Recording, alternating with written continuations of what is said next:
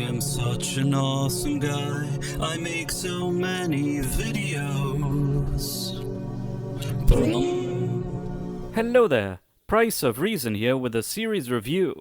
Ever since Avengers Endgame, it's pretty safe to say that Disney Marvel's cinematic universe has been on a significant decline. While it was always going to be tough to once again reach the highs of the well-received Infinity Saga, the MCU has not only suffered a real dip in writing and production quality in recent years, it has also managed to alienate many of its customers by constantly peddling trendy Hollywood agendas. As a result, many of the MCU's Phase 4 and Phase 5 movies have underperformed at the box office, while most of its direct-to-streaming TV shows have also been poorly received. In short, between Disney's obsession with politics and activism and Marvel president Kevin Feige's inability to juggle so many interconnected TV and film projects simultaneously, the MCU has somehow gone from being the most profitable IP in the world to a very unhealthy brand within a relatively short amount of time. On the Disney Plus streaming front, after disappointing shows like WandaVision, They'll never know what you sacrificed for them. Falcon and Winter Soldier, You've got to do better, Senator. You've got to step up. Loki, Moon Knight, Miss Marvel, Hawkeye, and of course, the big kahuna, She-Hulk, Attorney at Law.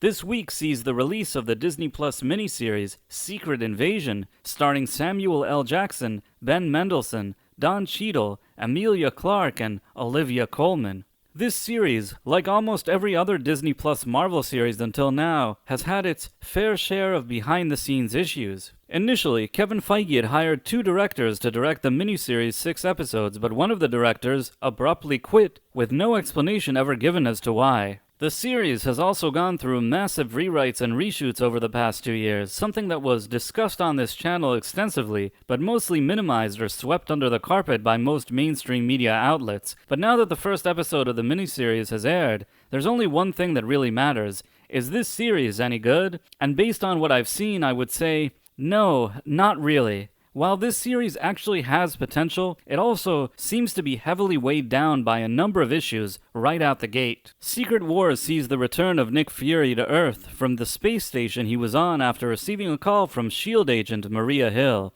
It turns out that Talos, the good Skrull we were introduced to in the forgettable Captain Marvel movie, has been kicked out of the Skrull Council, and now an evil Skrull called Gravik is in charge and seemingly wants to start a conflict between the US and Russia by staging an attack. Talos' wife Soren has passed away, and for some reason his daughter Gaia has joined Gravik. Meanwhile, Sonia Falsworth of the UK's MI6 kidnaps Nick Fury and then immediately lets him go. Now, there will be spoilers in 3, 2, 1. After helping Gravik get the bombs he needs for the attack, Gaia seemingly has a change of heart and agrees to help Talos by marking the bombs with infrared symbols. But it turns out the marked bags are only a decoy. The attack not only ends up happening, but Gravik actually shapeshifts into Nick Fury and then kills Agent Maria Hill in the process, leading Nick Fury and Talos to run away as a result. The weird thing about this show is that on paper, it seems like something I would generally like.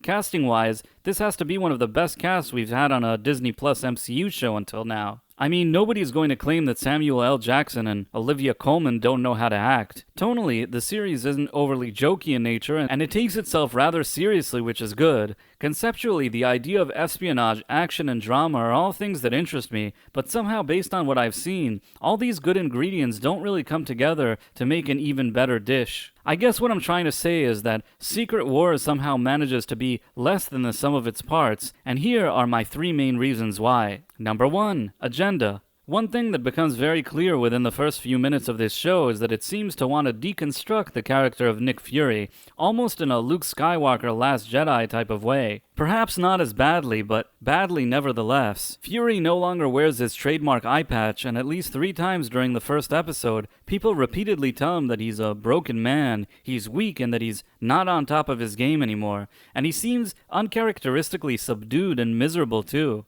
Now I know some people may claim that this is merely a creative choice, but given Disney and Marvel's recent track record in this department of weakening every single established male character, this doesn't feel like much of a coincidence anymore. And while it's possible that throughout the series, Nick Fury will somehow get his groove back, honestly, I'm just tired of this whole trope.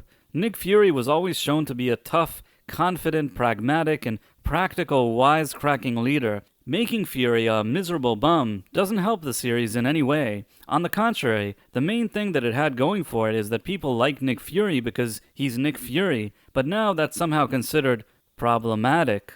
And another odd thing happens here. This series brings back the usually likable Maria Hill character, only for her to tell Fury that he's a bum, and then die with no emotional build-up whatsoever. It's such a disappointing send-off for a character that's been around for over a decade. And to add insult to injury, this production even goes out of its way to make actress Kobe Smulders look shabby for some reason. And just to be clear, it's not just me saying that they made her character look shabby. The actress herself has mentioned in a few interviews that they didn't want her to wear heels and spandex like she did in the past.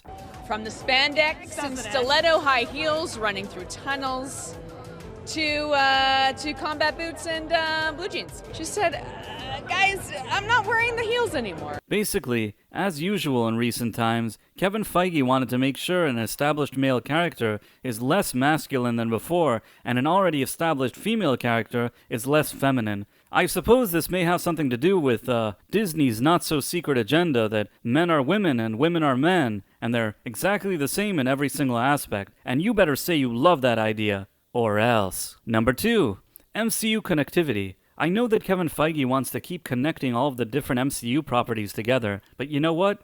I think it's completely unnecessary. It seems like he wanted this show to somehow connect between the two Captain Marvel movies, but with so much time passing between the first Captain Marvel movie and this show, nobody even remembers what that movie was about. I mean, let's be honest, while Jackson's Fury and Mendelsohn's Talos were probably the best part of that movie, it isn't exactly considered one of the MCU's best offerings to date. I don't think anybody was really itching to see more Skrulls right now. Part of the reason people are tired of the MCU is because it keeps trying to connect everything on such a grand scale that it completely forgot how to tell smaller scale and more isolated stories. Iron Man 1 from 2008 didn't really connect with anything, and to date, I still think it's one of the best MCU movies ever made. Unfortunately, we don't get quality storytelling like this anymore. It's just a conveyor belt now of generic storytelling infused with all the latest activist propaganda. And while all of this is certainly noticeable to reviewers like myself, even people that aren't critics know when they're being served something crappy.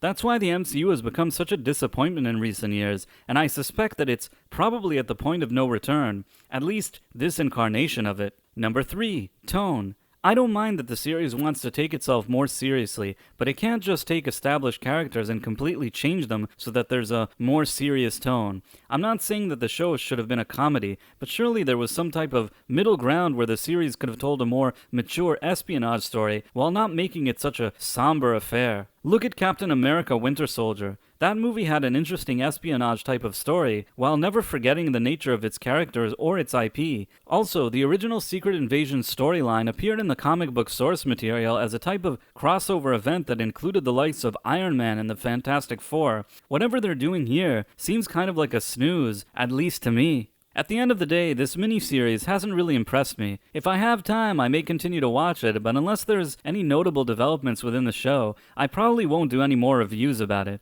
Out of all the MCU shows, I'd really hoped that this one would actually be good, but at the same time, my expectations were rightfully tempered, so at least I'm thankful for that. What did you think about Secret Invasion? Did you love it? Feel free to let me know in the comments, and if you enjoyed this video, please consider subscribing to my channel, and also clicking on that wonderful notification bell. Thanks for watching, my friends. Thank you, and good day!